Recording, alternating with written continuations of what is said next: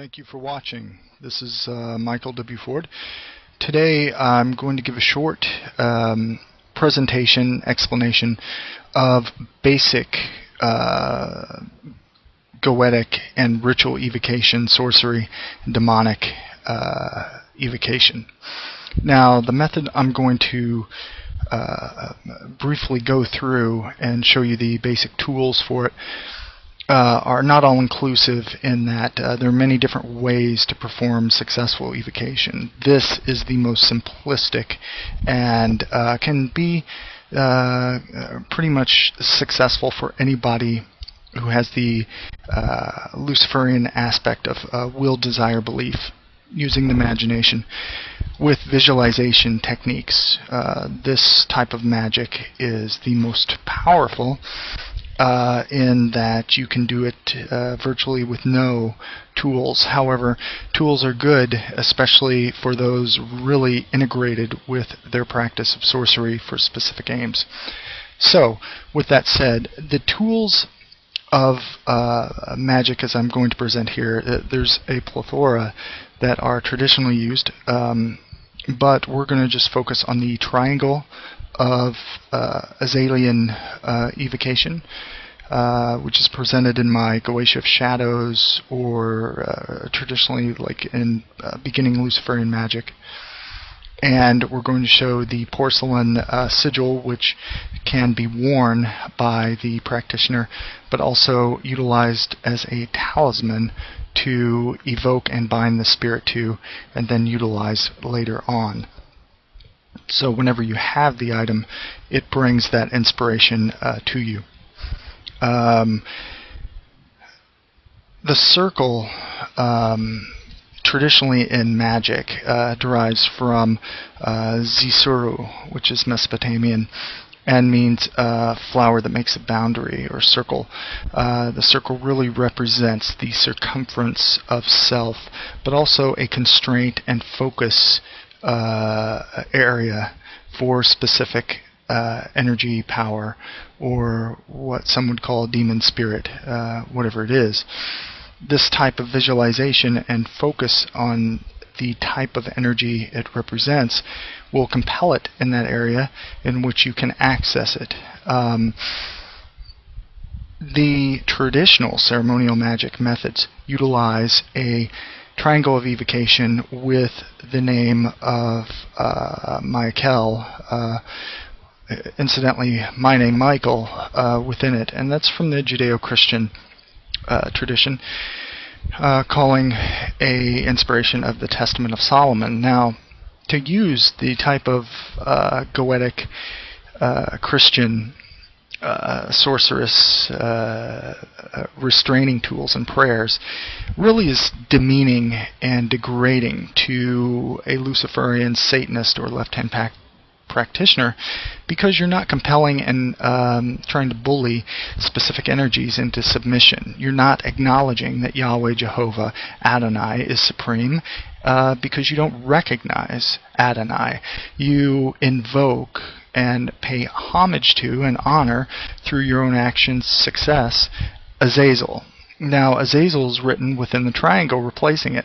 It's a strong binding force, but it's also an aspect of honor for the demonic.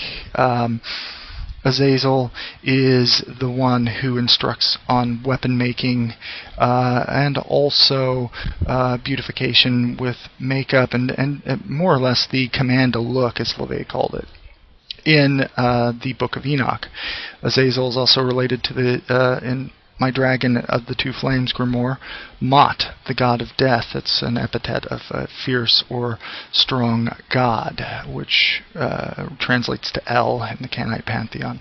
So Azazel is the perfect symbol for our sorcery and has served me well for many years. With that said, the Luciferian Apotheca offers the Azazel triangle in English or in Hebrew, depending on your preference. And essentially, to evoke a type of spirit in this way, You don't need a lot. You need the sigil, you need your imagination and the ability to fully believe what you're doing in that time. An Apotheca print of the Azazel triangle of evocation. Now this is a smaller one. We're not trying to fit inside it or fit a small animal inside it or a small demon. We're trying to have a talisman for the visualization purpose of activating our latent subconscious or daemon in the process of ritual sorcery. Ritual sorcery is based around encircling and controlling specific powers towards your benefit. It's compelling the universe to shape according to your desire within reason and logic, logical ways. If you take the Goetia of Shadows or Beginning Luciferian Magic, any of the others, they're methods of evocation and invocation that you can utilize. Invocation is calling the spirit within. Evocation is manifesting the spirit, summoning it within a triangle to constrain it and compel it. You are compelling that power as a part of yourself. As you will touch the sigil and hold it, that power becomes and kind of plays through your being. You feed it and you compel any outside energies to it. The conjurations are important because when you perform the conjurations, you want to believe every word and fully invest your visualization, your imagination towards what you're doing. So it should be draining after you complete the initial charge or evocation of the and bind it to the talisman. Now, if you look at this triangle of evocation, Azazel is, of course, written in the left-hand path tradition, Luciferian tradition.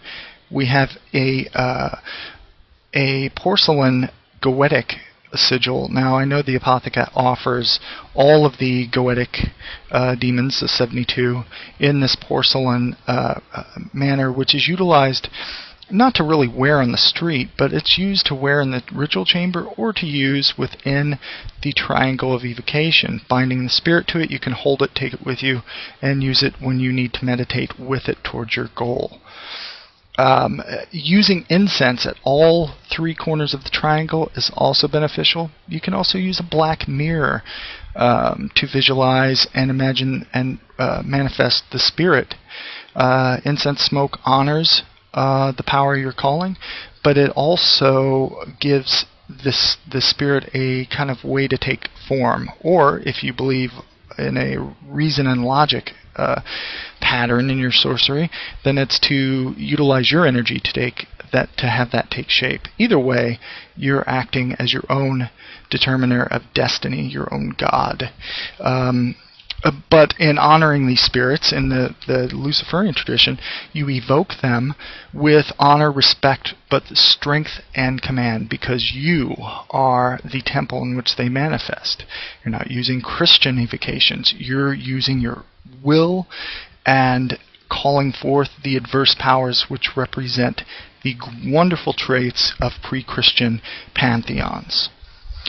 This particular spirit is Baal. Now, Baal can be evoked for compelling order,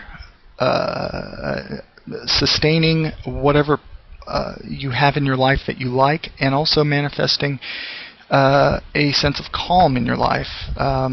It's also about hidden knowledge. Baal has a very deep presentation. You can see Dragons Two Flames, and a very the traditional Goetia has a lot on Baal and Goetia of Shadows. And when you're evoking, you throw yourself into your invocation. And really, that's a huge thing that a lot of people don't get. You don't just recite it in a boring manner and to where it becomes painful to do. You do it with a ferocity, with a passion. And to the depths of which you do it, based on traditional manners, it's up to you and your really desire on what you seek. When you evoke the spirits, for instance, the conjurations in Goetia of Shadows, you would recite in such a way: I invoke an conjure thee, O Spirit Baal. I call unto thee from the elements in which you dwell. And you do it in a way that creates a type of pattern. And that pattern is activated and encircles and commands energy. This is a very simple way of performing a ritual evocation. Going into it, know what you want from Baal. Know what your goals and what, when you think of Baal, the image of your goal pops up in your mind. This is what I want. See it so you fully can believe and understand and know it's going to manifest. I hope this has been useful to you, and thank you for tuning in.